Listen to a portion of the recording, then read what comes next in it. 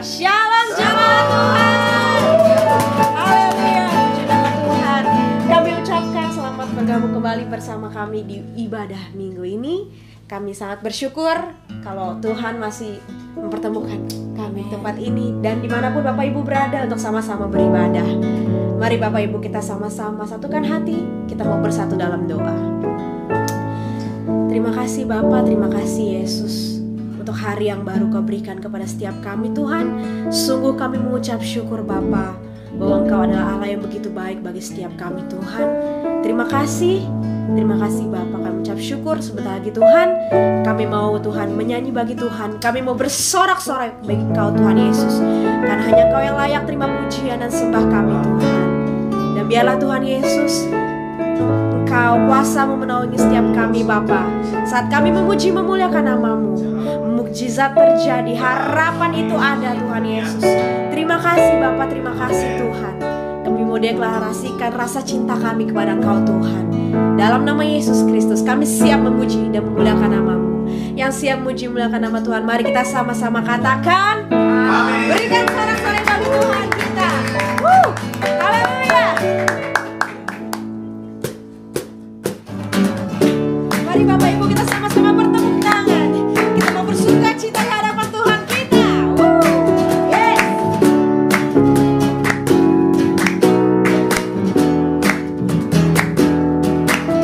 Masuki gerangan dengan hati bersyukur, halamannya dengan pujian.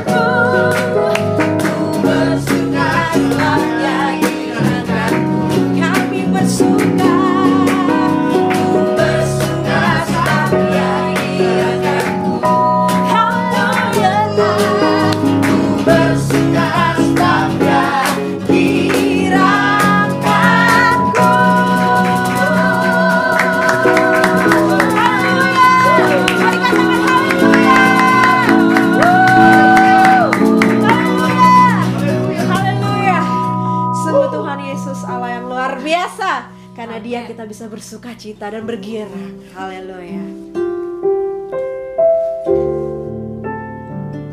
Bapak Ibu, mungkin Bapak Ibu saat ini mengalami hal yang tidak enak. Bapak Ibu tertekan, di mana tidak ada lagi jalan keluar, di mana jalan buntu.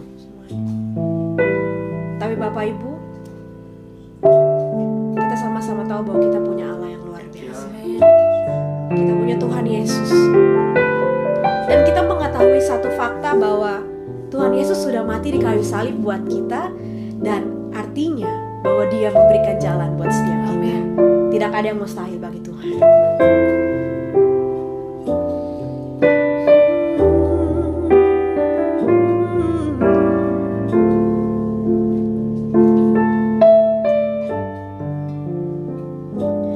Di saat jalanku tertutup, Kau ada di sana memberi jalan keluar. Pahitnya sebuah kenyataan, Kau ada di sana memberiku kekuatan. Kau satu-satunya harapan, satu-satunya jawaban tempat hatiku percaya. Kau satu-satunya harapan, satu-satunya jawaban. Kepadamu Tuhan hatiku bersandar.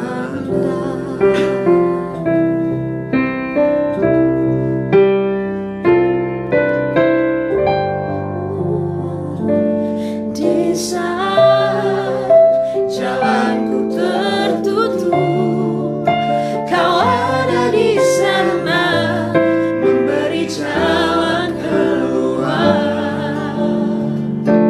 Pahitnya sebuah kenyataan, Kau ada di sana memberiku kekuatan. Kau satu-satunya harapan, satu-satunya jawaban tempat hatiku percaya. Satu-satunya harapan, Satu-satunya jawaban kepadamu Tuhan hatiku bersandar. Kau satu-satunya harapan, satu-satunya jawaban tempat hatiku percaya. Kau satu-satunya harapan, satu-satunya jawaban kepadamu Tuhan hatiku bersandar. Kau satu-satunya harapan kami Tuhan. Haleluya. Kau satu-satunya harapan, Satu-satunya jawaban tempat hatiku percaya.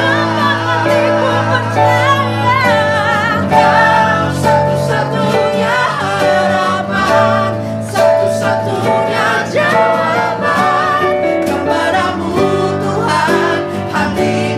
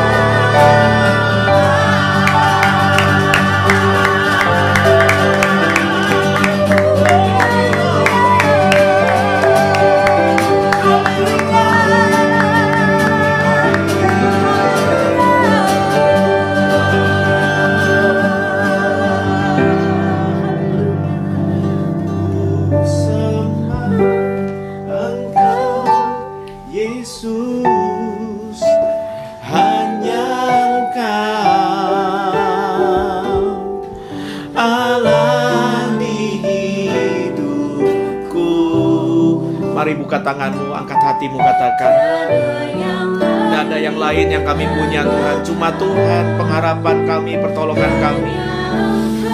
Cuma Engkau Tuhan, dari selamanya sampai selama-lamanya. Kau tetap Allah. Waktu kami takut, kami ini tetap percaya. Walau semua bergoncang, kami tetap percaya. Tak tergoyahkan, Kau tetap Allah.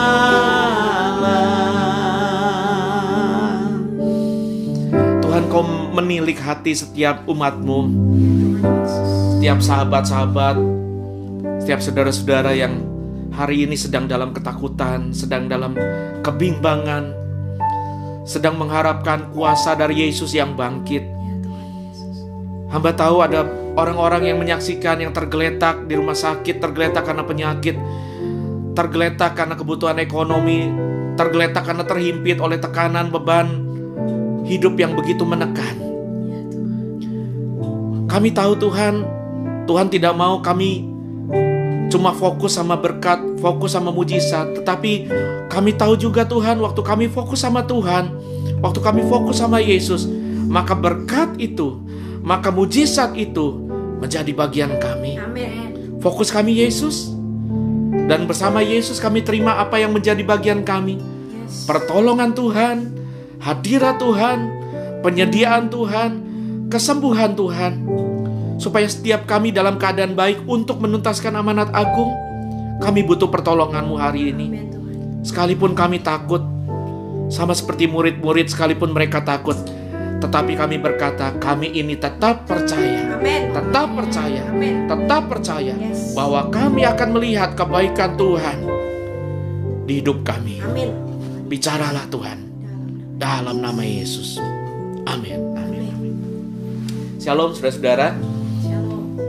Masih hidup, sekalipun hidup terasa sukar, tetapi kalau kita hidup dalam pengharapan akan Yesus, Tuhan Allah kita yang tidak tergoncangkan. Di tengah banyak dusta, banyak hoax yang setan lempar ke tengah-tengah hidup saudara, ketika kekhawatiran muncul, ketika ketakutan muncul, Tuhan maklum. Tuhan mengerti bahwa kita lemah, Tuhan mengerti bahwa iman kita tidak selalu kuat, iman kita tidak selalu hebat.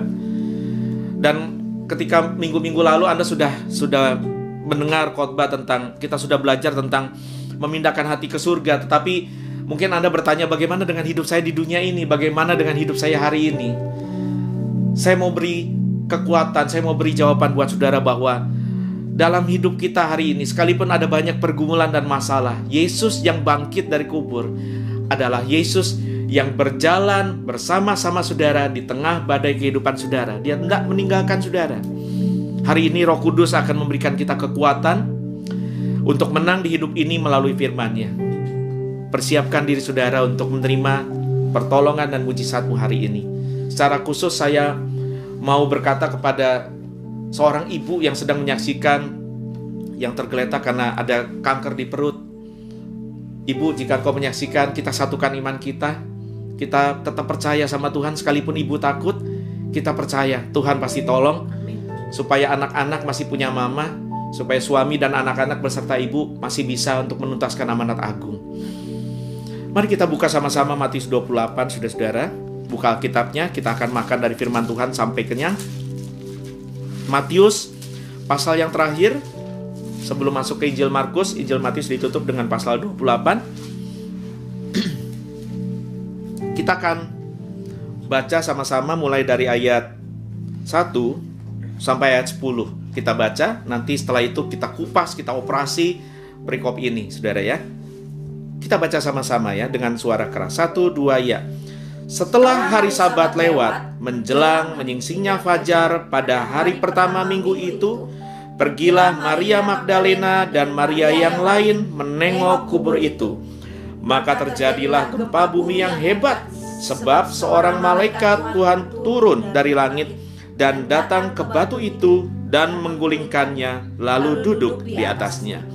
Wajahnya bagaikan kilat, dan pakaiannya putih bagaikan salju. Dan penjaga-penjaga itu gentar ketakutan dan menjadi seperti orang-orang mati. Akan tetapi malaikat itu berkata kepada perempuan-perempuan itu, "Janganlah kamu takut, sebab aku tahu kamu mencari Yesus yang disalibkan itu. Ia tidak ada di sini, sebab ia telah bangkit, sama seperti yang telah dikatakannya. Mari, lihatlah tempat ia berbaring. Dan segeralah pergi dan katakanlah kepada murid-muridnya bahwa ia telah bangkit dari antara orang mati. Ia mendahului kamu ke Galilea. Di sana kamu akan melihat dia. Sesungguhnya aku telah mengatakannya kepadamu." Mereka segera pergi dari kubur itu dengan takut dan dengan sukacita yang besar, dan berlari cepat-cepat untuk memberitahukannya kepada murid-murid Yesus. Tiba-tiba Yesus berjumpa dengan mereka dan berkata, "Salam bagimu." Mereka mendekatinya dan memeluk kakinya serta menyembahnya. Ayat 10, maka kata Yesus kepada mereka apa? "Jangan takut. Pergi, katakanlah kepada saudara-saudaraku supaya mereka pergi ke Galilea, dan di sanalah mereka akan melihat aku." Puji Tuhan. Saudara-saudara, ada banyak hal dalam hidup ini yang dapat membuat kita menjadi ragu sama Yesus. Dan keraguan itu ada dua. Yang pertama dari eksternal, dari luar. Yang kedua dari internal, dari diri kita sendiri. Keraguan dari eksternal ketika kita mengalami pergumulan, pencobaan, sakit penyakit, masalah, atau dari orang-orang yang tidak percaya Yesus, yang mengatakan bahwa Yesus sudah mati, bukan Yesus itu, bukan Yesus yang disalibkan. Dan kesimpulannya, kalau Yesus sudah mati, maka Yesus sudah bangkit. Atau kalau ada orang yang percaya Yesus mati, maka ada orang-orang juga yang berkata bahwa Yesus sudah bangkit, mayatnya dicuri. Ini kan menimbulkan keraguan. Kalau Yesus sudah bangkit, kata Alkitab, maka sia-sialah iman kita. Sia-sialah kita pikul salib. Sia-sialah kita menyanyi. Sia-sialah kita mempertahankan iman. Tetapi pada kenyataannya Yesus bangkit. Tidak apa-apa kalau saudara ragu, tidak apa-apa kalau saya ragu, tidak apa-apa kalau kita ragu, karena jujur saudara, tidak semua kita setiap bangun pagi imannya gagah perkasa, dalam keadaan gegap gempita, siap untuk menantang hari. Tidak. Bahkan rasul-rasul yang hebat ketika Yesus disalib, mereka semua kocar-kacir. Ada satu pemimpin para rasul yang berkata, "Tuhan, aku akan ikut engkau kemana saja sekalipun mati, aku siap mati bersama Tuhan." Tetapi si Petrus itu, si batu itu, saudara, orang yang 3 kali menyangkal Yesus. Bahkan Petrus. Anda pasti ingat Nabi Elia, nabi yang hebat, yang membantai nabi-nabi Baal, menurunkan api dari langit. Pernah menurunkan api dari langit? Enggak, paling ketemu api di kompor ya, di dapur. Tetapi Nabi Elia yang hebat seperti itu saja pun pernah galau, sampai mau bunuh diri, hanya menghadapi seorang perempuan yang namanya Isabel, ya boleh lah, mau sebel sama Isabel sama saja. Dan oleh karena itu, dari kenyataan itu saya kepengen saudara berhenti berpikir bahwa Tuhan itu marah, Tuhan itu kesel sama saudara hanya karena Anda punya keraguan, Anda punya ketakutan, kecemasan, dan bahwa iman kita tidak selalu teguh. Anda jangan menyangka bahwa hamba-hamba Tuhan itu selalu hebat dan kuat imannya. Sekalipun Anda lihat mereka sepertinya inspiratif, strong, powerful di medsos, Anda tidak tahu pergumulan apa yang hamba-hamba Tuhan itu hadapi. Dan tidak sedikit mereka mau lari, mau bunuh diri, punya masalah. Tetapi ya, dalam ketakutan, mereka tetap percaya. Itu sebabnya buat yang suka catat judul khotbah, boleh dicatat. Judul khotbah hari ini, takut tapi percaya. Takut tapi tetap percaya. Takut tapi tetap percaya. Keraguan-raguan terhadap kebangkitan Yesus membuat kita jadi ragu. Ada pertolongan nggak buat kita? Kalau kita mengiring Tuhan yang mati, maka habis perkara. Kita sudah tidak punya andalan. Ini kan dimulai dari dusta, dari hoax yang dilemparkan oleh Mahkamah Agama Yahudi. Kita buka sebentar, masih di di pasal 28. Saya kepengen saudara lihat ayat 11. Mungkin Cila bisa baca buat kita mulai ayat 11 sampai ayat 15 ya. Perhatikan baik saudara. Dusta Mahkamah Agama. Judulnya saja sudah jelas, ini hoax atau dusta yang dilempar oleh mahkamah agama. Karena orang religius, orang agamawi biasanya memang benci Yesus. Perhatikan. Ketika mereka di tengah jalan, datanglah beberapa orang dari penjaga itu ke kota dan memberitahukan segala yang terjadi itu kepada imam-imam kepala. Dan sesudah berunding dengan tua-tua, mereka mengambil keputusan lalu memberikan sejumlah besar uang kepada serdadu-serdadu itu. Jadi para serdadu tentara Romawi yang ditugaskan oleh gubernur untuk menjaga kubur Yesus dibayar. Untuk apa? Dan berkata, kamu harus mengatakan bahwa murid-muridnya datang malam-malam dan mencurinya ketika kamu sedang tidur. Jadi hoaxnya adalah Yesus sudah bangkit. Yesus mayatnya itu dicuri oleh murid-muridnya, oleh para rasul, supaya dengan demikian mereka bisa klaim bahwa seperti yang Yesus sudah nubuatkan, seperti yang Yesus sudah khotbahkan hari-hari sebelumnya, dia akan bangkit, maka Yesus sudah bangkit. Ini adalah dusta. Ini adalah hoax. Lanjut sila. Dan apabila hal ini kedengaran oleh wali negeri, kami akan berbicara dengan dia sehingga kamu tidak beroleh kesulitan apa-apa. Mereka menerima uang itu dan berbuat seperti yang dipesankan kepada mereka. Dan cerita ini tersiar di antara orang Yahudi sampai sekarang ini. Cerita ini tersiar di antara orang Yahudi sampai sekarang ini. Sampai Injil Matius ini dicatat. Bahkan saya berani berkata sampai ke abad 21 di mana saudara dan saya hidup. Hoax, dusta bahwa Yesus tidak mati dan Yesus tidak bangkit masih menyebar. Jadi ini dusta ini bukan dimulai oleh siapa-siapa. Jangan nuduh agama lain atau apapun. Dimulai dari orang-orang Yahudi. Yang kemudian hoax ini beredar ke bangsa, termasuk ke bangsa-bangsa tetangga, ke negara-negara tetangga sampai hari ini. Orang berkata bahwa Yesus sudah mati. Itu seorang yang disuruh apakan dengan Yesus. Dan kalaupun dia mati, Yesus sudah bangkit. Mayatnya dicuri. Sekarang, buat Anda yang sedang bergumul, ketakutan, dan loh kalau Yesus sudah bangkit, berarti saya tidak punya harapan. Izinkan beberapa fakta ini yang akan kita kupas sama-sama membangkitkan iman saudara sama Yesus. Dan izinkan saya menolong saudara untuk menyimpulkan bahwa jika Yesus bangkit dari kematian, sebab dia hidup, maka ada hari esok, maka ada pengharapan buat kita. Amin. Mari pertimbangkan beberapa fakta ini. Kubur Yesus kosong. Kubur Yesus kosong. Para tokoh sejarah yang hebat-hebat dan semua pendiri agama yang hebat-hebat tentunya, semua masih terbaring dalam kubur. Tetapi cuma kubur Yesus yang kosong. Mungkin Anda berpikir, ya oke lah, hebat ya orang Kristen, klaimnya Yesusnya kuburnya kosong. Kan tadi sudah jelas, katanya mayatnya dicuri. Apakah ini dusta atau fakta? Jelas dusta. Karena pertimbangkan faktor ini, faktor saksi mata. Faktor saksi mata. Kubur Yesus itu dijaga oleh tentara penjajah Romawi. Jadi ini aparat keamanan dari pemerintah penjajah yang kalau Anda suka nonton film-film kolosal, gagah-gagah, berotot dengan armor segala macam. Dan bukan cuma itu, Alkitab mencatat kubur Yesus itu ditutup dengan batu yang besar, lalu diberi segel, diberi meterai asli, official, resmi dari Kekaisaran Romawi. Dengan kata lain, kalau ada orang gila yang berani untuk curi mayat Yesus, dia harus berhadapan dengan satu, penjaga tentara yang kekar-kekar itu. Kedua, dia harus berani taruhan nyawa untuk membuka segel atau meterai dari Kekaisaran Romawi. Ini namanya cari mati.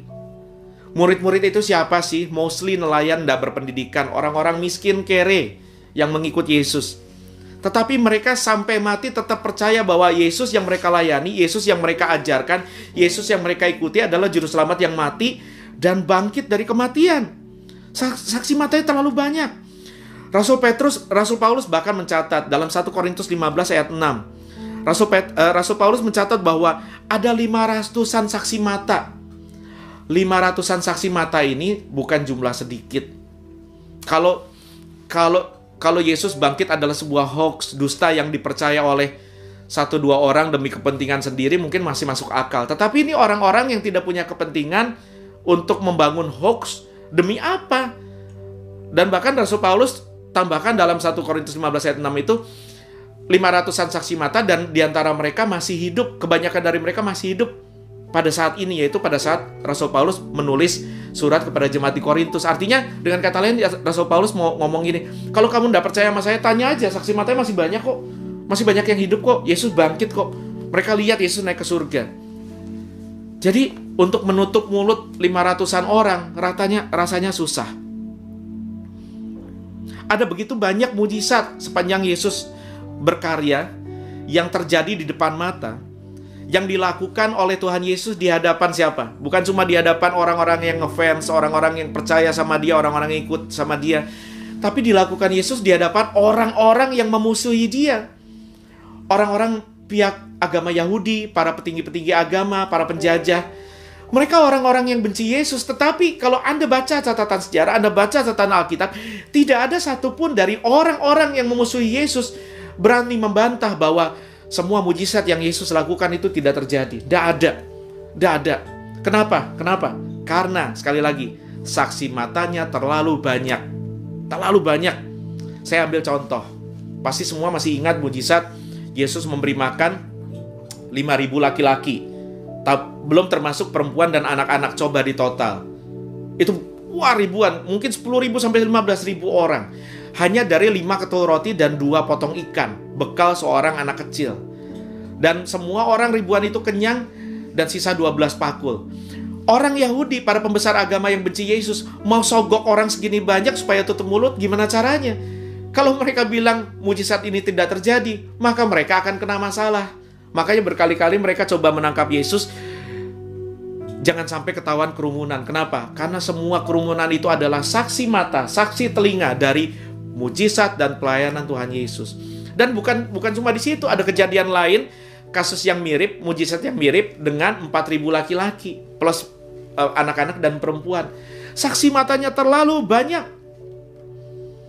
Karena miracle Yesus itu terlalu publik. Pertimbangkan faktor resiko.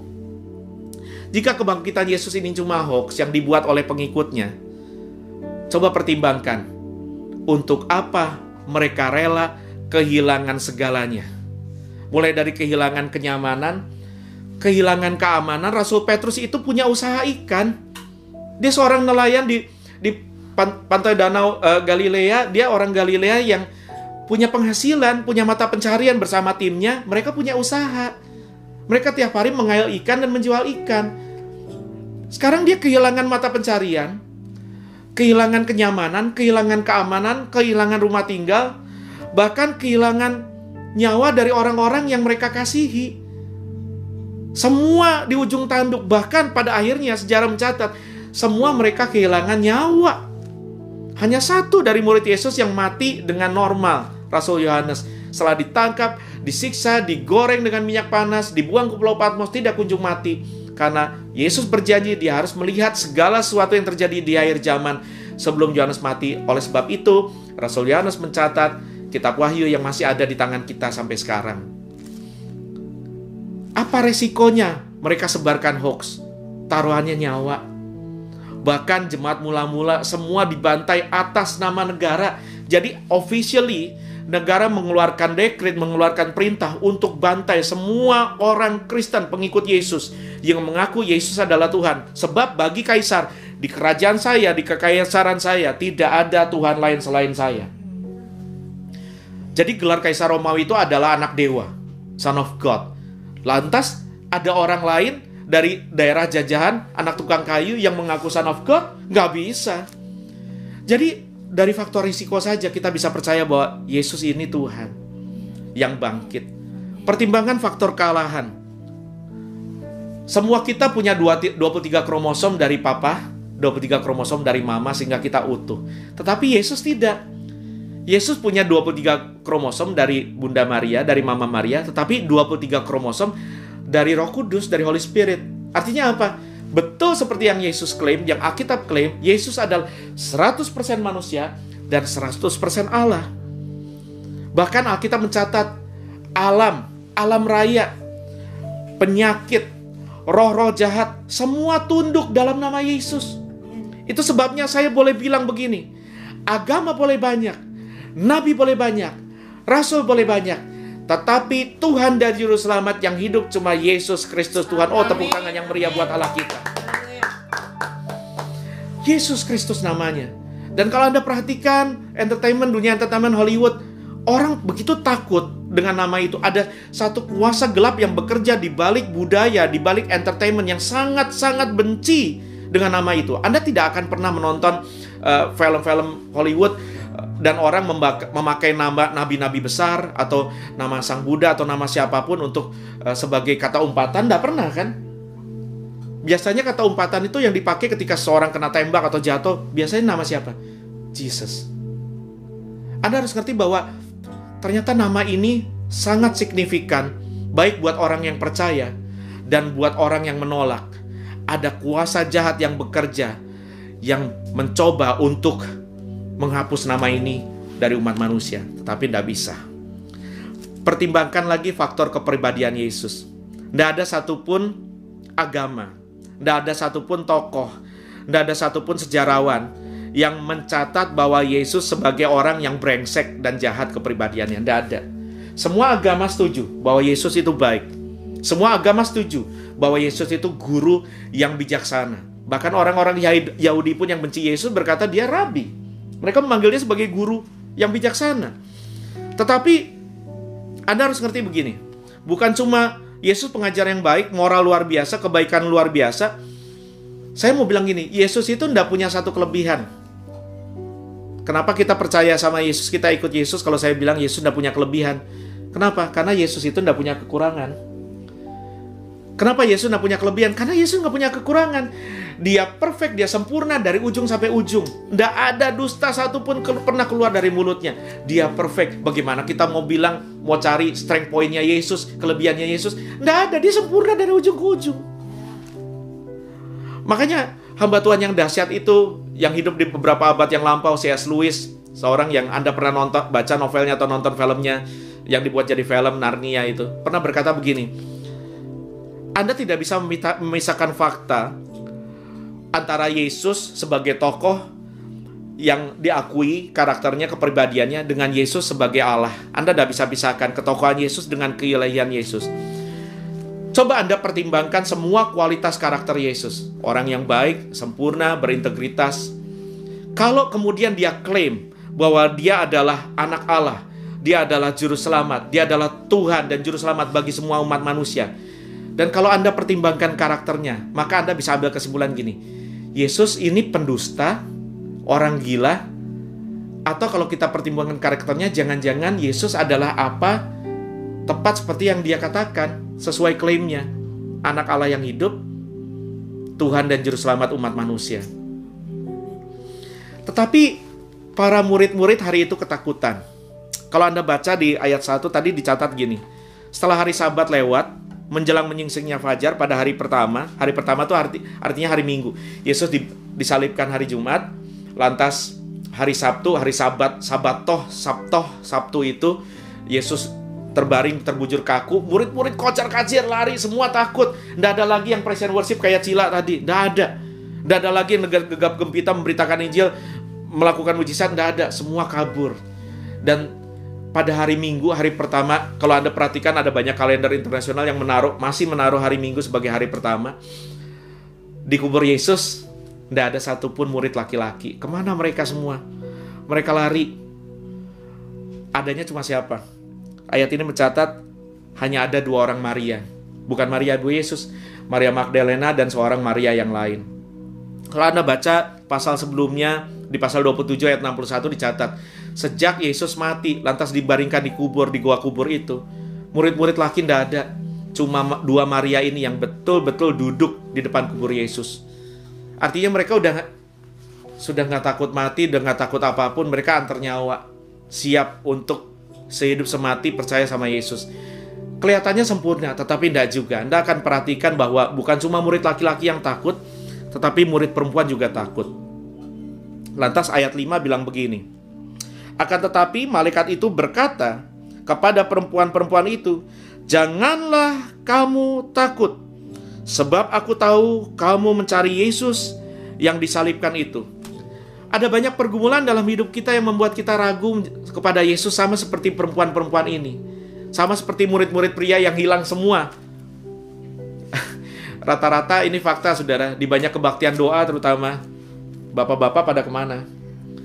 Grup WA bapak-bapak itu, grup WA kalau kaum pria tuh seringkali grup WA paling sepi. Sementara grup WA ibu-ibu itu paling rame. Rame lempar ayat, saling menguatkan ya, bukan gosip ya isinya ya. Dan tapi tidak selalu murid-murid itu kuat, sama seperti kita tidak selalu kuat. Ada problem dalam hidup kita. Nah, makanya kita akan belajar hari ini bahwa Tuhan itu maklum, dan kita ingat Alkitab bahkan berkata, Tuhan sendiri berkata, Allah sendiri berkata, ujilah aku. Rasul Paulus juga menulis, test your faith. Jadi adalah wajar jika kita kemudian berhadapan dengan fakta bahwa kita bisa tes Tuhan, kita bisa uji Tuhan. Hari ini kita dengan Alkitab, kita sedang menguji iman kita. Apakah Yesus dapat dipercaya dan layak dipercaya? Ayat 7. Ica baca ayat 7. Dan segeralah pergi dan katakanlah kepada murid-muridnya bahwa ia telah bangkit dari antara orang mati. Ini yang saya suka dari Yesus. Ada kalimat di situ. Ia mendahului kamu ke Galilea. Anda sedih, Anda punya pergumulan, Anda punya beban berat, Anda punya masalah, Anda punya penyakit hari ini. Saya mau bilang gini, ini yang saya suka dari Tuhan Yesus. Tuhan Yesus tidak pernah ketinggalan satu langkah dalam apapun yang sedang Anda hadapi dalam kehidupan. Nggak pernah. Seringkali faktanya kita dapati bahwa Tuhan Yesus bukannya ketinggalan satu langkah. Tuhan Yesus sudah ada di depan kita beberapa langkah. Tuhan Yesus seringkali bahkan tidak berjalan selangkah denganmu. Tuhan Yesus berjalan di depanmu. Makanya Musa berkata, jika engkau tak besertaku, ku tak mau berjalan. Ku perlu Tuhan, pimpin langkahku dengan kasih karuniamu. Pimpin langkahku setiap waktu, berjalan dalam roh-Mu. Nyatakan Tuhan kemuliaan-Mu, dan berjalanlah denganku. Jangan ragu bahwa Tuhan Yesus itu sedang berjalan bersamamu dalam pergumulanmu. Nothing takes him by surprise. Murid-murid boleh takut, kedua Maria boleh takut, murid laki-laki boleh takut, saya boleh takut, teman-teman di sini boleh takut, Anda boleh takut, tapi ketahuilah, dalam ketakutanmu tetap percaya, sebab Tuhan sudah berjalan mendahului saudara. Dia tahu apa yang terjadi, dia bahkan sudah tahu apa yang akan terjadi. Nothing takes him by surprise. Dia tidak pernah kaget dengan apa yang terjadi di planet ini. Dia tidak pernah kaget dengan apa yang menimpa kita. Apapun juga menimpaku, Tuhan besertaku. Tidak hafal terusannya, saudara. Itu sebabnya saya mau bilang sama saudara, Yesus mengerti kelemahan-kelemahan kita dan turut terlibat dalam pergumulan-pergumulan kita untuk memberikan kita pertolongan pada waktunya. Amin. Tetap ditahan Matius 28-nya. Coba buka sama-sama Ibrani pasal 4. Ibrani pasal 4 ayat 14 sampai 16. Ibrani 4 ayat 14 sampai 16. Matius 28-nya ditahan, nanti kita kembali ke sana. Saya percaya imanmu akan dikuatkan hari ini. Bersiap-siap terima jawaban doa, bersiap-siap terima mujizat hari ini. Ibrani 4 ayat 14 sampai 16 berkata gini. Karena kita sekarang mempunyai imam besar agung yang telah melintasi semua langit. Jadi ini bukan imam besar-imam-besaran. Bukan big imam manusia, saudara, yang antara ada dan tiada, yang tidak turut dapat merasakan pergumulan kita. Bukan cuma imam besar manusia, tetapi dikatakan imam besar yang telah melintasi semua langit, yaitu Yesus anak Allah. Baiklah kita teguh berpegang pada pengakuan iman kita. Nggak apa-apa takut seperti murid-murid, nggak apa-apa takut seperti kedua Maria, tetapi yuk tetap percaya, tetap percaya. Ayat 15. Sebab imam besar yang kita punya, yaitu Tuhan Yesus, bukanlah imam besar yang tidak dapat turut merasakan kelemahan-kelemahan kita. Sebaliknya, sama dengan kita. Ia telah dicobai, hanya tidak berbuat dosa. Saudara dengar baik. Yesus tahu rasanya ketakutan-ketakutan yang sedang mendatangkan mendung di hati kita. Yesus tahu kalau Anda lemah. Yesus tahu jam-jam di mana Anda berdoa sampai menangis, bahkan jam-jam di mana Anda menangis sampai udah tidak bisa berdoa. Yesus ngerti kelemahan kita karena apa? Karena ayat ini berkata, Yesus pernah menghadapinya. Dia pernah menghadapinya. Dia pernah jadi manusia. Dia tahu rasanya kelaparan, kepanasan, dilukai, dihianati, ditinggalkan, kesepian, seorang diri, sakit. Dia rasa semua itu. Dia rasakan. Dia rasakan ketakutan-ketakutan, kecemasan-kecemasan yang saudara rasakan, dia dan dia maklum dengan itu. Itu sebabnya Bapak Ibu Saudara, karena Yesus sudah menghadapinya dan karena Yesus sudah menang atasnya, maka kemenangan Yesus, pengalaman Yesus, dan kuasa Yesus bisa dihadirkan oleh Yesus untuk memampukan saudara dan saya menang atas kelemahan dan ketakutan yang sama. Amin. Makanya ayat 16 mengundang kita begini. Sebab itu mari, saudaraku mari. Engkau yang terbaring sakit, mari. Engkau yang sedang ketakutan, mari. Engkau yang sedang cemas, bergumul, kekurangan, mari. Kita dengan penuh keberanian menghampiri tahta kasih karunia, supaya kita menerima rahmat dan menemukan kasih karunia. Sama-sama bilang, untuk mendapatkan pertolongan kita pada waktunya.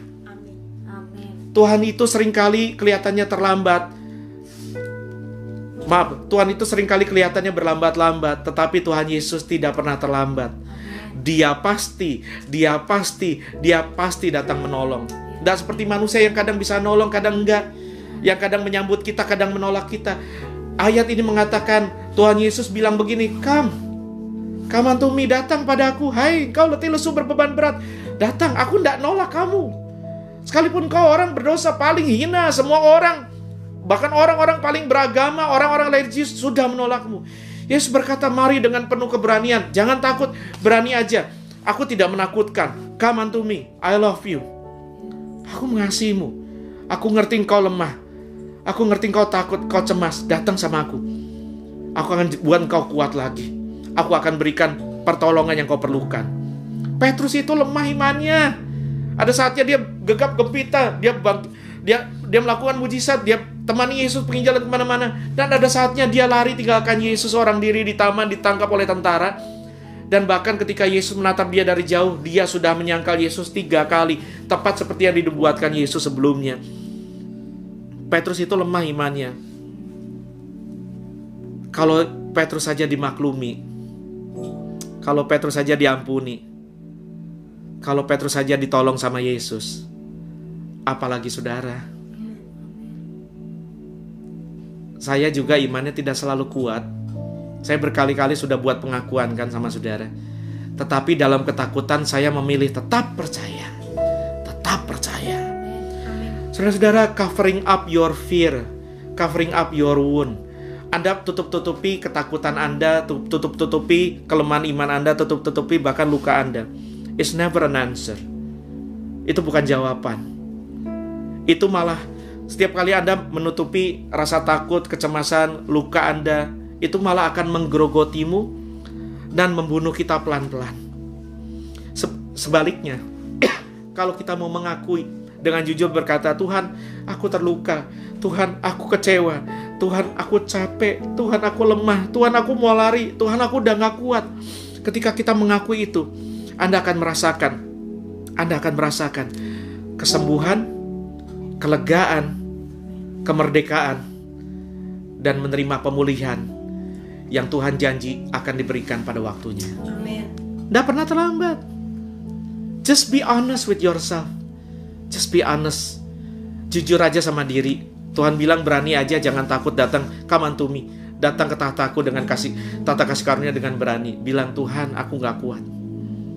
Ada banyak kali saya dan istri meneteskan air mata di hadapan Tuhan, karena Tuhan sudah berkata dalam Alkitab, hati yang hancur tidak Tuhan pandang hina. Air mata yang menetes ditampung sama Tuhan. Tidak Tuhan buang. Itu sebabnya datang sama Tuhan. Ayo datang padanya, sebab undangan sudah Dia beri. Mari dengan penuh keberanian hampiri tata kasih karunia, supaya engkau dan saya dapat pertolongan pada waktunya. Dan saya berdoa, hari ini hari pertolongan, hari ini hari mujizat. Ayat 8, kita balik ke Matius 28 tadi. Matius 28 ayat 8, Ica baca lagi untuk kita. Mereka segera pergi dari kubur itu dengan takut dan dengan sukacita yang besar. Sama-sama katakan takut. Takut. Katakan sukacita. Sukacita. Katakan takut dan sukacita. Takut dan sukacita. Katakan takut tapi sukacita. Takut tapi sukacita. Kok bisa ya? Lanjut baca. Dan berlari cepat-cepat untuk memberitahukannya kepada murid-murid Yesus. Kita dapat jawaban pertanyaan kita, kemana murid-murid yang laki-laki berada? Kemana? Where all the men are? Ternyata mereka ngumpet. Mereka ngumpet. Dan hari itu kedua Maria ini sedang berlari-lari mendatangi para pria-pria yang pengecut itu, yang sedang takut itu, untuk memberikan kepada mereka kabar gembira. Tapi fakta mengatakan bahwa Alkitab mencatat kedua Maria itu takut tetapi sukacita, takut tetapi percaya. Saya mau Anda perhatikan, ini adalah lumrah untuk kita mengalami. Di saat kita percaya sama Yesus, kita bisa juga takut.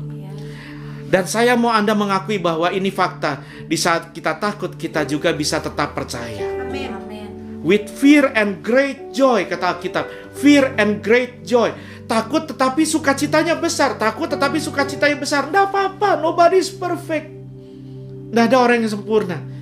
Tetapi sekalipun Anda takut, belajar dari kedua Maria, tetap punya sukacita yang besar. Karena Yesus kita bukan hoax, tetapi betul-betul bangkit.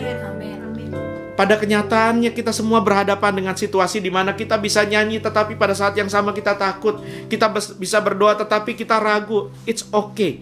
It's okay. It's okay. Karena kuasa Yesus bekerja tidak bergantung pada situasi hati kita, melainkan pada karakter dan pribadinya. Amin. Itu sebabnya saya buka di awal tadi dengan kita kupas bahwa karakter dan pribadi Yesus diakui oleh semua tokoh dan agama-agama besar. Diakui. Bahkan suci, mulutnya tidak ada dusta keluar dari dia. Dengan kata lain saya mau bilang gini, Yesus itu bisa dipercaya. Tidak kayak orang bilang, laki-laki semua gombal. Tapi Yesus bukan laki-laki, Dia Tuhan. Ingat tadi 23 kromosom Maria, tapi 23 kromosom Roh Kudus. Yesus 100% Allah, 100% manusia. Dan kepada Dia kita sandarkan sukacita yang besar, sekalipun kita takut dan ragu. Dan kalau Anda hari ini sedang berada di saat-saat seperti ini, Alkitab berkata sama seperti kepada kedua Maria itu, lari aja terus, bertanding aja terus, terus lari dalam pertandingan iman. Jangan mundur, jangan mundur, jangan mundur, jangan mundur. Kau terbaring kankerkah? Jangan mundur. Kau terbaring kekurangankah? Jangan mundur. Kau kecewa ditinggalkankah oleh orang yang kau kasih, orang yang kau percaya? Jangan mundur. Lari aja terus, sekalipun takut, tetapi dalam sukacita yang besar. Tuhan Yesus ngerti betapa rapuhnya iman Petrus dan betapa rapuhnya iman kita. Dan Tuhan Yesus berkata dalam ayat 9. Ayat 9 bunyinya begini. Tiba-tiba ketika para wanita itu akhirnya menghampiri para murid laki-laki, Yesus nongol di sana. Ayat 9 berkata gini. Tiba-tiba Yesus berjumpa dengan mereka dengan berkata, salam bagimu. Atau dalam bahasa Ibrani yang sering kita ucapkan, Tuhan Yesus datang. Tuhan Yesus berkata apa? Gimana sih kamu? Imanmu lemah ya? Saya buang kamu hari ini. Jangan ikut saya lagi. Apa Yesus ngomong begitu? Nah, Yesus tidak memarahi mereka. Yesus tidak memarahi kedua Maria. Yesus tidak memarahi para murid laki-laki yang tidak setia menjaga kubur. Yesus tidak memarahi Petrus si fleky itu, iman yang goyang itu. Dan bahkan Yesus nanti tidak memarahi Thomas si peragu itu, yang kebetulan hari itu tidak hadir dan harus diyakinkan, mana Yesus? Kalau dia datang, izinkan saya mencucukkan jari saya ke lubang di tangannya, bekas luka di lambungnya, baru saya percaya. Yesus tidak marah sama Thomas. Yesus malah tantangin, tidak percaya? Silakan colok jarimu ke sini. Yesus berkata, Shalom, Shalom, damai sejahtera. Apa? Damai sejahtera. Apa? Damai. Sekalipun kau takut, hari ini Yesus menyapamu di rumah-rumah berkata, damai sejahtera. Shalom. Salam damai bagimu. Bukan buat orang lain. Bagimu. For you. Karena kita berkata God is for you, not against you. Allah itu di pihak kita, bukan lawan kita. Salib yang kita rayakan kemarin menjadi saksi betapa Allah ada di pihak kita. Maka ayat 10 lanjut, Ica. Maka kata Yesus kepada mereka, jangan takut. Pergi dan katakanlah kepada saudara-saudaraku supaya mereka pergi ke Galilea, dan di sanalah mereka akan melihat aku. Berulang-ulang kali setelah Yesus mati, bangkit, lantas perkataan yang keluar dari mulut Yesus kepada murid-murid, satu, shalom, kedua, diulang-ulang, jangan takut, jangan takut, jangan takut. Sekalipun kau takut, tetap percaya padaku, kata Tuhan Yesus. He addressed the problem. Yesus mengadres perasaan yang sedang dihadapi murid-murid hari itu, juga perasaan yang kau dan saya hadapi hari ini. Betul pandemi belum usai, resesi masih melanda. Betul Anda tertimpa masalah, betul Anda sedang sakit. Tapi Yesus berkata, jangan takut. Do not fear my child. Jangan takut anakku, kata Tuhan. Kenapa? Orang yang hidup percaya sama Tuhan dan menuntaskan amanat agung, orang yang hidupnya betul-betul mengasihi Tuhan dan lewat berumah tangga, dia rindu anak-anaknya, pasangannya menjadi murid-murid Yesus. Lewat usaha yang dia bangun, dia rindu laba yang dia dapatkan dari keuntungan dipakai untuk menuntaskan amanat agung Yesus, menghasilkan orang-orang yang diselamatkan oleh Injil, menghasilkan orang-orang yang dimuridkan lewat talentanya, lewat menyanyi, lewat keartisan, lewat jabatan, lewat popularitas. Ada orang-orang yang berkata bahwa hidupku bukan aku lagi. Kalau saya jadi artis, kalau saya jadi pejabat, kalau saya jadi pengusaha, kalau saya menikah, kalau saya jadi karyawan, kalau saya jadi orang kaya, saya hidup untuk menuntaskan amanat agung. Dan orang-orang yang melakukan itu, saya berani berkata, saya serius berkata bahwa ada hadirat Tuhan, ada mujizat Tuhan, ada berkat dan penyediaan Tuhan. Sebab di mana Tuhan ada, di situ kasih dan kuasanya hadir. Nggak percaya, lanjutkan Ica, ayat 16 mulai. Perhatikan ya, Yesus sebelum berpisah, Yesus pesan ini. Dan ke-11 murid itu berangkat ke Galilea, ke bukit yang telah ditunjukkan Yesus kepada mereka. Ya. Ketika melihat dia, mereka menyembahnya, tetapi beberapa orang ragu-ragu. Yesus mendekati mereka dan berkata, kepadaku telah diberikan segala kuasa di sorga dan di bumi. Karena itu pergilah, jadikanlah semua bangsa muridku, dan baptislah mereka dalam nama Bapa dan Anak dan Roh Kudus. Itu amanat agung. Semua kita terlibat di situ, tetapi tidak hanya itu, ada janji Tuhan yang menyertainya. Apa? Dan ajarlah mereka melakukan segala sesuatu yang telah kuperintahkan kepadamu. Dan ketahuilah, aku menyertai kamu senantiasa sampai kepada akhir zaman. Haleluya. Amin. Ada penyertaan Yesus. Ada penyertaan Yesus. Yesus bukan cuma Tuhan yang mati, Yesus Tuhan yang bangkit. Dan dia bukan cuma Tuhan yang naik ke surga, tetapi Tuhan yang menyertai kita. Dia Immanuel, Allah beserta kita. God is with us. Ada penyertaan Tuhan. Kalau ada penyertaan Tuhan berarti ada apa? Ya ada hadirat Tuhan. Ada penyertaan Yesus, ada hadirat Yesus. Kalau ada hadirat Yesus berarti ada berkat Yesus. Ada berkat Yesus, ada mujizat Yesus, ada penyediaan Yesus. Where there's His presence, there is His provision. Ketika ada hadiratnya, ada penyediaannya. Anda yang hidup untuk menuntaskan amanat agung, lewat berumah tangga, lewat karir, lewat apapun yang kau lakukan, hari ini Tuhan berkata, jangan takut, aku menyertaimu. Tidak apa-apa kalau Anda takut, tidak apa-apa kalau Anda ragu. Tetapi dalam takut, seperti wanita-wanita tadi, tetap berlari dalam iman, dalam sukacita yang besar. Tidak apa-apa. Tuhan ngerti kebutuhanmu. Dalam Lukas 12 kan kita sudah sering kali baca, Tuhan Yesus berkata gini, burung pipit itu dijual 5 ekor 2 duit. Sungguh pun demikian, tidak seekor pun daripadanya yang dilupakan Allah. Itu burung pipit, apalagi saudara dan saya. Bahkan rambut kepalamu pun terhitung semuanya. Karena itu jangan takut, kata Tuhan Yesus. Jangan takut, jangan takut. Karena kamu lebih berharga dari banyak burung pipit, kata Lukas 12 ayat 7. Anda lebih berharga dari burung pipit, dari bunga bakung di padang. Setiap rambutmu, satu helai pun Tuhan tahu. Apalagi kondisi penyakitmu, Tuhan tahu. Kalau Tuhan tahu Anda belum waktunya mati karena Anda masih harus mengurus keluarga dan menuntaskan amanat agung, pekerjaanmu belum usai, maka saya percaya seperti yang Alkitab katakan, with long life He will satisfy us. Dengan umur yang panjang Tuhan akan mengenyangkan kita. Jangan takut. Jadilah jujur seperti seorang bapak yang ketika bertemu dengan Yesus, dia bawa anaknya yang bisu tuli. Dan Alkitab mencatat dia bisu tuli karena ternyata ada roh jahat. Ada roh jahat. Dan dalam Markus 9 ayat 24, ketika berhadapan dengan Yesus, bapak ini dengan jujur berkata, aku percaya Tuhan, tolonglah aku yang tidak percaya ini. Yesus tanya, apakah kamu percaya saya sanggup menyembuhkan anakmu? Dia bilang, aku percaya sih Tuhan, tapi aku gak percaya.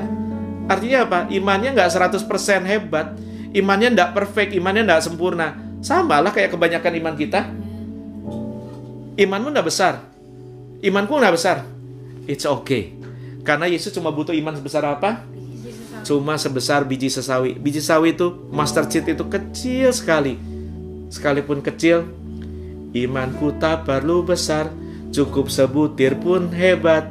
Karena Dia yang bekerja, bukanlah kuat gagahku. Ku tak takut, ku tak gentar, semua musuh gemetar. Yang bekerja bukan kita, bukan hebatnya iman kita, tetapi Yesus. Solus Kristus, hanya Kristus saja. Sebab itu hari ini saya undang saudara-saudara, jika engkau membutuhkan mujizat seperti yang saya alami, saya masih harus menuntaskan amanat agung. Tetapi dalam pergumulan saya, dalam kekurangan saya, dalam sakit penyakit saya, dalam kecacatan mental dan kecacatan karakter serta kecacatan iman saya, berkali-kali saya harus tersungkur di hadapan Tuhan berkata, tolong saya Tuhan, pelihara anak istri saya, cukupkan kebutuhan saya, dan sembuhkan sakit saya. Dan seperti yang saudara pernah dengar, hari ini seharusnya tahun ini saya divonis sudah meninggal.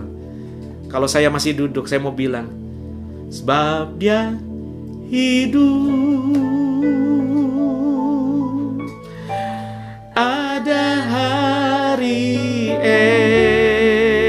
esok, sebab Dia hidup.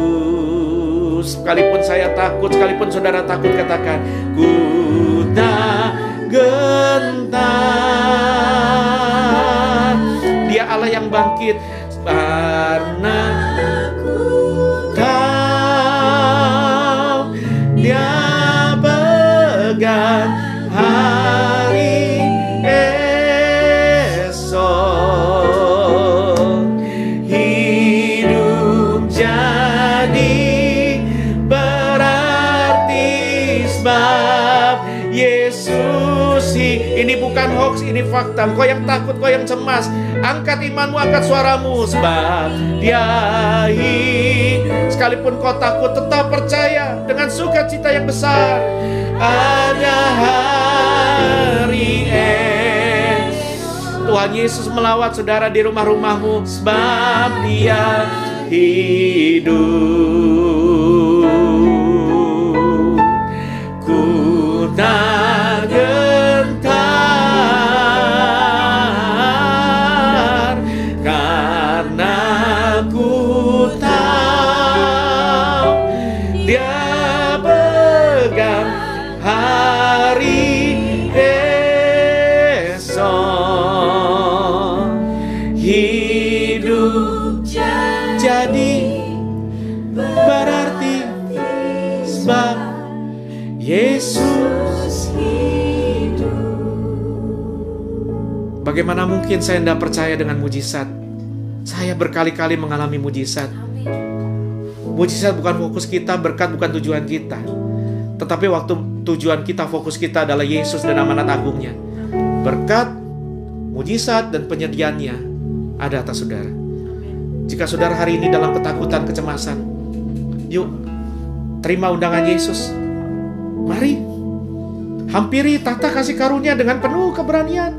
Jangan takut, jangan khawatir. Mari buka hatimu. Mari buka hatimu. Bapa, dalam nama Yesus, Kau lihat sahabat-sahabat rumah, sahabat-sahabat roti hidup yang sedang menyaksikan dan mendengarkan firman-Mu diberitakan.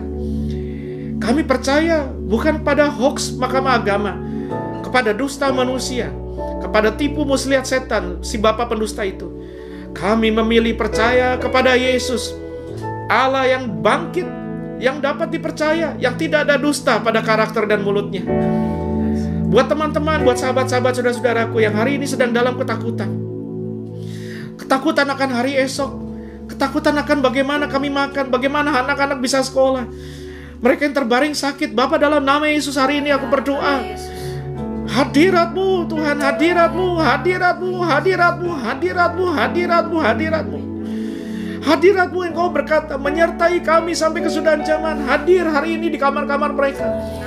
Hadir hari ini di relung-relung hati mereka, yang sekalipun takut mereka tetap berlari dalam iman, dalam sukacita yang besar. Dan Bapa, dalam nama Yesus aku berkata hari ini terjadi kecukupan, terjadi kecukupan, terjadi kecukupan.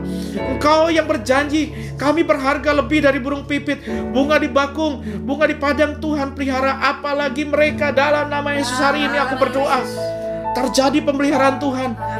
Terjadi pemeliharaan Tuhan. Seperti nabimu Elia di padang gurun yang Kau pelihara. Burung gagak Tuhan kirim, roti dan air Tuhan kirim lewat malaikat. Hari ini penyediaan yang adi kodrati, yang supranatural terjadi atas hidup anak-anak Tuhan yang mengandalkan Tuhan Yesus, yang mau menuntaskan amanat agung dalam nama Yesus. Terbuka pintu berkat, terbuka pintu berkat, terbuka pintu berkat. Jangan takut. Kau yang terbaring sakit, dengar baik. Saya ngerti rasanya sakit kanker. Saya ngerti rasanya sakit jantung. Saya ngerti rasanya lumpuh. Saya pernah ngalamin semua. Sebab itu, yuk, tidak apa-apa kalau hari ini kau berkata, Tuhan saya takut, it's okay. It's okay to be fearful. It's okay to be doubtful. Tidak apa-apa kalau imanmu tidak perfect, tidak sempurna. Karena Yesus cuma perlu iman sebesar biji sesawi. Kalau masih ada iman kecil itu dalam hatimu, mari sepakat bersama saya, Bapa, dalam nama Yesus. Hari ini aku berkata, Yesus yang bangkit, karya salib yang tuntas. Yesus berkata, tetelestai, sudah selesai. Maka aku berkata, oleh bilur-bilur Tuhan Yesus, aku hardik setiap sakit kanker dalam nama Yesus. Keluar, keluar, dalam nama Yesus, keluar. Seorang ibu yang terbaring sakit dengan kanker, seorang ibu di Depok yang terbaring sakit dengan kanker di perutnya. Anak-anakmu masih membutuhkanmu, Bu. Suami masih membutuhkanmu. Dalam nama Yesus, sepakat bersama kami hardik dalam nama setiap sakit kanker keluar dari ibu ini. Keluar dalam nama Yesus. Keluar. Keluar dari muntahnya. Keluar ketika ia buang air besar. Kempes dalam nama Yesus. Kempes dalam nama Yesus. Dan aku perintahkan iblis cabut roh kematian, roh maut dalam nama Yesus. Ibu ini harus menuntaskan amanat agung. Dia harus membesarkan anak-anaknya dalam nama Yesus. Dalam nama Yesus. Kau yang sakit apapun, aku berkata dalam nama Yesus, jangan mati sekarang. Tuntaskan amanat agung, berperkara dengan Tuhan, minta umur supaya kau bisa berbenah dengan hidup dan bisa ikut serta dalam memberitakan Injil dan menghasilkan murid. Kesembuhan terjadi. Kuasa yang sama yang menyembuhkan saya, yang mengalir dari kayu salib Kalvari, yang mentahirkan saya dari kanker paru, dari sakit jantung, dari lumpuh, dari gagal ginjal, dari tumor, dari pengentalan darah, terjadi saat ini dalam nama Yesus. Mengalir ke setiap orang sakit, sembuh dalam nama Yesus. Sembuh dalam nama Yesus. Sembuh dalam nama Yesus. Bukan karena asal, tapi karena Yesus. Karena Yesus, oleh Yesus, terima kesembuhan. Terima kesembuhan. Terima kesembuhan. Amin. Amin. Saudara, saya tunggu saudara. Kalau saudara punya pergumulan doa, jangan pikul sendiri. Kirim permohonan doamu ke nomor-nomor ini. Ada kami hamba Tuhan yang akan siap berperkara bersama saudara, mengandalkan Yesus yang bangkit, yang olehnya kita punya harapan. Jangan pikul sendiri. Jangan pikul sendiri. Kalau Anda punya pertanyaan, punya pergumulan, sharing sama kami. We love to hear from you. Dan kalau saudara mengalami mujizat, ada kesaksian yang kalau dibagikan akan menguatkan orang lain, yuk kirim juga ke nomor ini. Kirimkan juga ke medsos-medsos kami, supaya banyak orang akan dikuatkan imannya. Bukan oleh khotbah saya, tetapi oleh kesaksian saudara. Mari siapkan hatimu, kita terima berkat dari Gembala Agung kita yang bangkit, Tuhan Yesus Kristus. Arahkan wajahmu ke surga, buka hatimu, angkat tanganmu, terima berkat Tuhan. Tuhan yang mengundang engkau untuk datang dengan penuh keberanian ke tahta kasih karunia. Tuhan yang sama yang sudah membuka jalan bagimu lewat tabir yang terbelah oleh darah yang mahal tercurah. Hari ini berkata kepadamu, Tuhan memberkati melindungi engkau. Tuhan menyinari engkau dengan wajahnya, memberikan engkau shalom, favor, kasih karunia. Tuhan mengarahkan wajahnya kepadamu, menyertai kamu, menopang kamu, menghibur kamu, menguatkan kamu, mendobrak segala penghalang, menghancurkan segala kutuk, mematahkan segala belenggu, membatalkan segala kutuk dan jampe-jampe serta kuasa gelap yang dihujamkan, diarahkan, ditembakkan kepadamu. Dan hari ini Tuhan yang sama yang saya layani dalam nama Yesus Kristus memberikan kau berkat, kemenangan, mujizat, terobosan di dalam nama Yesus Kristus. Jadilah sembuh, jadilah bangkit, jadilah kuat, dan jadilah berkat. Tuntaskan amanat agung dalam nama Yesus Kristus Tuhan. Amin, amin, amin, amin, amin. Yuk kita angkat satu pujian yuk. Through you, I can do anything. I can do all things. 'Cause it's you who give me strength. Yesus yang kasih kekuatan. Tidak ada yang mustahil. To you, thine eyes are open.